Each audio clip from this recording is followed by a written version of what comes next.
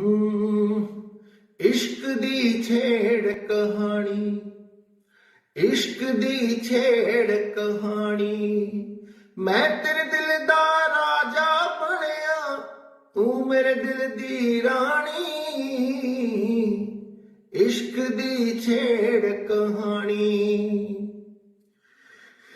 एक तू होवे एक मैं होवा, तीजा ना होवे होर कोई।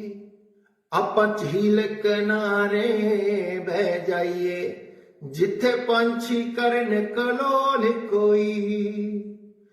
ਜਾਂ ਫਿਰ ਹੋਵੇ ਝਰਨੇ ਚੋਂ, ਜਾਂ ਫਿਰ ਹੋਵੇ ਝਰਨੇ ਚੋਂ, ਦੋਵਾਂ ਤੇ ਡਿੱਗਦਾ ਪਾਣੀ।